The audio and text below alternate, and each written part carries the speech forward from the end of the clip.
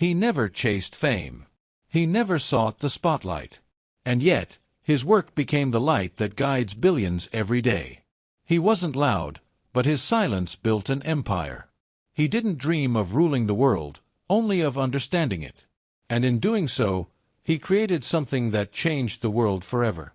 This is not just the story of a tech founder. This is the story of Larry Page, the quiet visionary who gave the world a mind. Lawrence Edward Page was born in 1973 in Lansing, Michigan. But from the very beginning, he wasn't just growing up, he was absorbing. He was the child of two computer scientists, raised in a home filled with science books, motherboards, and the quiet hum of logic. While most kids were learning the alphabet, Larry was learning basic programming. While his friends were outside riding bikes, Larry was inside, dismantling printers just to understand how they worked, and putting them back together better. He wasn't raised to follow instructions. He was raised to question them. By the time he reached the University of Michigan, Larry was already known for his curiosity. He wasn't loud. He wasn't showy. But he was relentless. He built an inkjet printer out of Lego bricks. He read deeply, not just to memorize, but to solve. Everything was a system, a pattern, a possibility. He believed that anything inefficient could be improved. And anything slow could be faster. That mindset led him to Stanford, the mecca of ideas, algorithms, and ambition. But he didn't arrive there to follow a roadmap. He came to draw his own. While pursuing his PhD, Larry became obsessed with the chaos of the early internet. Websites were growing. Links were spreading. But the way we searched, broken. Search engines existed, but they were shallow, ranking results based on how many times a word appeared. Not quality. Not relevance. Just repetition. Larry had a thought. What if you could rank websites the same way academic papers are cited? If a site is linked too often, it must be more valuable. It was simple. It was revolutionary. It was PageRank. He started working on the idea in his dorm. He wrote code, collected data. He downloaded the entire web, a move considered absurd at the time. Along with Sergey Brin, another PhD student, Larry built a tool that would evolve into something much bigger than either of them imagined. They called it Backrub, a weird name for a world-changing idea. But soon, it was reborn as something else. Something bigger. Something with a playful twist on the number 10 to the power of 100, a Google. They named it Google. No marketing budget. No investors knocking. Just two students, a borrowed garage, and a dream to organize the world's information. Their interface was plain. No ads. No noise. Just a box. A question. And the fastest answer on Earth. The tech world took notice. Because Google wasn't just faster, it was smarter. It didn't just find things, it understood what you were trying to find. It read between the lines. It thought like a human. It evolved like a brain. And Larry Page, he stayed behind the curtain, coding, thinking, building.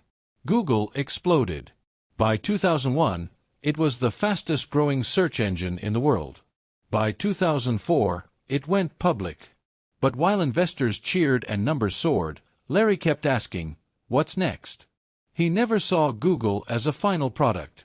He saw it as a platform, a living brain that could learn. He wanted more than search. He wanted answers. Language translation. Predictive AI. A system that could understand the user before the question was even typed. To the world, Larry Page had already won. But to Larry, this was just the beginning. He didn't want to build a company. He wanted to build an ecosystem, one that could fund and fuel impossible ideas. He created Google X, later called X, a secret lab for radical innovation. No business plans. Just problems worth solving. Internet balloons that could bring connection to remote villages. Self-driving cars that could save millions of lives. Smart glasses. Robots. Health data. Longevity. Some ideas flopped. Some soared. But Larry never feared failure. He feared stagnation. In 2015, he did something no tech CEO had done before. He restructured his entire empire. Google became Alphabet, a parent company. Google was just one branch.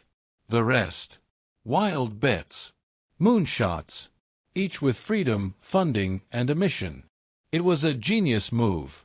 A startup inside a trillion-dollar machine. Larry stepped back from day-to-day operations. He handed Google to Sundar Pichai. Not because he was done, but because he needed more room to think. He was shifting from operator to orchestrator. He began investing in the future like few ever had. Artificial intelligence, renewable energy, health data, flying vehicles. He believed technology should not just solve problems, it should solve humanity itself. But through it all, he remained silent. No press tours, no viral tweets, no political drama. While the world screamed, Larry whispered. He believed leadership didn't need volume, just vision. He didn't want followers. He wanted thinkers, creators, builders. Even as his net worth crossed $100 billion, he avoided the billionaire lifestyle. No public mansions, no private brand. Just a quiet mind, an island retreat, and a lab where tomorrow was being coded today. Larry once said, "You never lose a dream. It just incubates as a hobby." To him, Google was never about money. It was about movement, motion, evolution. The idea that information, when unlocked, could change everything. His impact, immeasurable.